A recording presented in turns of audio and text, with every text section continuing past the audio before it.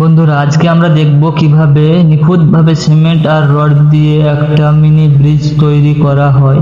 শুরুতে সেতুর মূল ভিতের কাজ চলছে। বালির উপরে নির্দিষ্ট মাপে গর্ত করে তার ভিতরে রডের তৈরি গোল খাঁচা বসিয়ে দেওয়া হচ্ছে। এরপর কাঠের ছাঁচা বানিয়ে ছোট্ট মিক্সি মেশিনের মশলা ঢেলে ঢালাই দেওয়া হলো। ভিতটি শক্ত হওয়ার পর এবার এলো পিলারের কাজ। রডের ফ্রেমের উপর প্লাস্টিকের গোল পাইপের ছাঁচা বসিয়ে ভালো করে স্ক্রু দিয়ে আটকে দেওয়া হলো। এরপর বালতি করে কংক্রিট ঢেলে পিলারগুলো তৈরি করা হলো।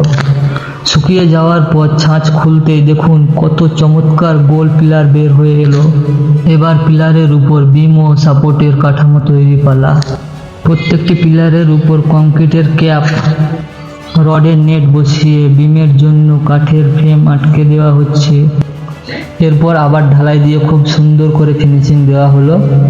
এইগুলো সম্পূর্ণ ব্রিজের ভার বহন করবে। এখন শুরু হচ্ছে ব্রিজের মূল ছাদ। সাইডের বর্ডারগুলো গ্লু দিয়ে ভালো করে আটকে দেওয়া হলো। প্লেট বসিয়ে পুরো ব্রিজ শক্ত করে রডের নেট বিছিয়ে দেওয়া হলো। পুরো ছাদে কংক্রিট ঢেলে দেওয়া হচ্ছে। বাতাস বের করতে ছোট্ট ভাইব্রেটর ব্যবহার করা হলো এবং সুন্দর একটা ফিনিশিং দেওয়া হলো। শুকানোর পর নিচে সাপোর্টগুলো সরিয়ে নিলেই তৈরি আমাদের মূল ব্রিজ। মেটাল জয়েন্ট লাগানো হচ্ছে। এবারে শেষ ধাপ, ব্রিজের গোড়াগুলো শক্ত করতে দুই পাশে চমৎকার রেলিং লাগানো হচ্ছে। লাল সাদা বেরিয়েন বসিয়ে সম্পূর্ণ ফিটিং দেওয়া হলো।